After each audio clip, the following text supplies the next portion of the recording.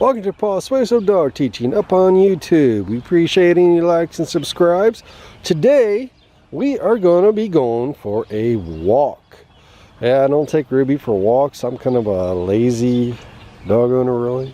I like to play fetch with my dog in the backyard. You know, as long as your dog is getting exercise, that's the most important thing. But we recently had a request for someone to come out and teach their dog on how to walk good on a leash.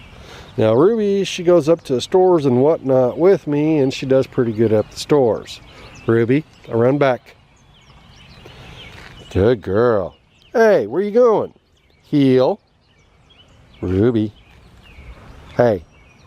Yes, right there. Good girl, good girl. Now, what we're gonna do, now she usually, Ruby, what are you doing over here? You know you're supposed to be over here. No. Ruby, over here. You're a good girl. No, over here. Heel. Ruby, heel. Come on. Right there. No. Good girl. So we just got a 6-foot leash. You can also use a longer lead if you want, but we're going to use a 6-footer today. Now, Ruby, heel. And anytime that your dog starts tugging too much, just switch direction. Basically, it's a correction, not really a punishment, because they're still able to go for the walk. You know, you're still taking them for the walk. So, but anytime that your dog starts pulling too much, just simply change direction. You can also just stop, but whatever you do is don't continue to go forward in the same direction that your dog is pulling. Switch direction or stop, one of the two. I believe the switch direction works a bit better. Wow, Ruby, you're supposed to be acting up more. It's not becoming a very good teaching video.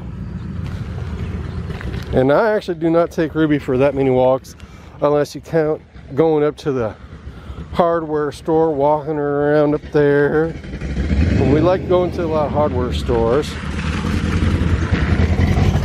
Ruby, heel. Good girl.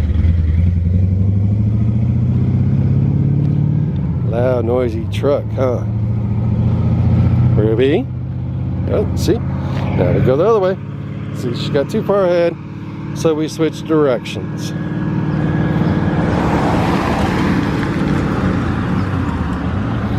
Which is kind of cool to keep closer to the front of the house here. Oh, see, now she started tugging too much.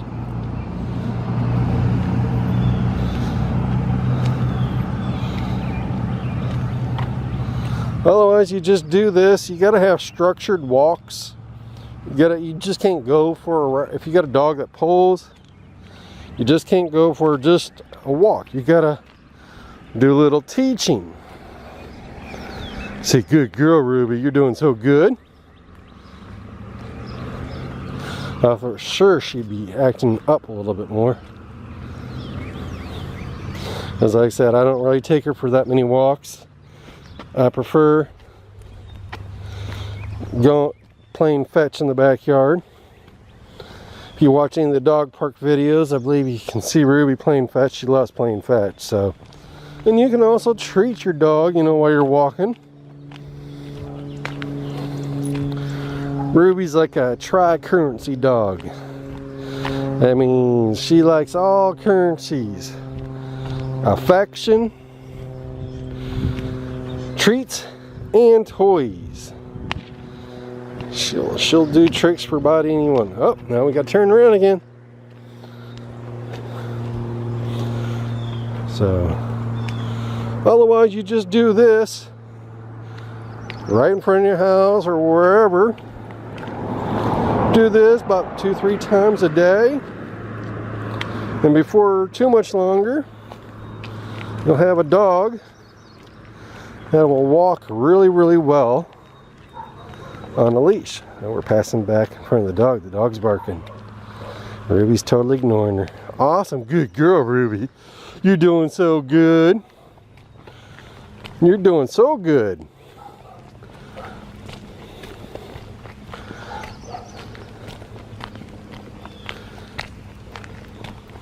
Oh, she sees something up there, or saw something up there.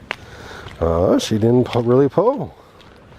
You notice that the leash is pretty loose. Oh, as soon as she pulls, as soon as that leash gets tight, switch direction.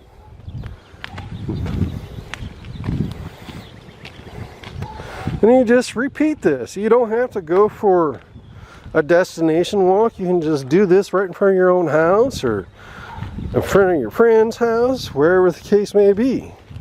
It's just important though, whether you take your dog for walks or teach them to fetch, you got to give them exercise so that way they don't get chunky like this little girl. Well, she's not that bad yet. So we kind of slacked off in the winter time. So it's springtime. Time to get some exercise. Lose those few extra pounds. Ain't that right, Ruby? You're supposed to be acting up more than this, Ruby. I guess all those times that I take her on up to the hardware store is paying off. Oh, pulling too much. Good girl. And you can also add a command in when your dog does start pulling. Say no tug and give them a chance to maybe loosen where the leash is loose again.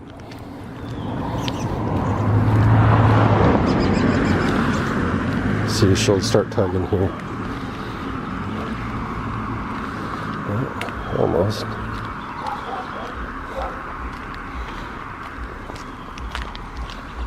You're doing so good, Ruby.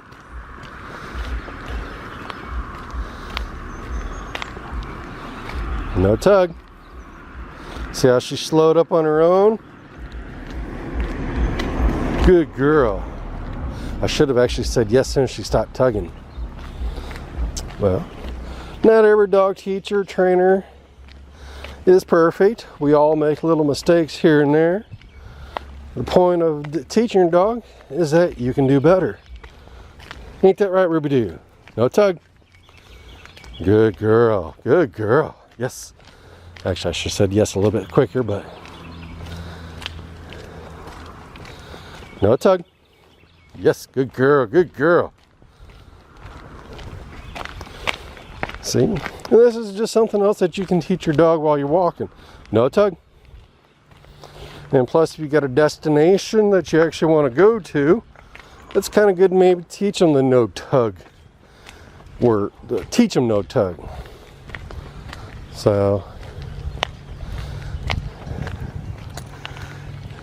now we're a little bit further up. Ruby, heel. Ruby. And as soon as I go around on the wrong side, oh, she sees that squirrel. The evil squirrel. Good girl. Leave it alone. Heel. Around back. Good girl. You doing so good. Yes, you are. Ah, nope. There's another squirrel up here. Ruby, no tug. Up. Now we're going to head the other direction since you're going to be too much of a turd that way. The main reason why I teach Ruby the no tug command is because sometimes I do want her to, tug me up the hills. Like when we went out to Squaw Creek Wildlife Refuge. If you check out that video, I'll try to remember to put a link down below. But she really helped me out at that place by helping me up the hill. So, as always, please like, subscribe to our YouTube channel. We appreciate your support. Ruby would love more subscribers. We're trying to get to our first 100. We'd appreciate all the love that you can give. Comments are awesome. And also find us up on Facebook as well. And hit that bell icon, by the way. Ain't that right, Ruby? Ruby, ain't that right? Hit the bell icon. Right?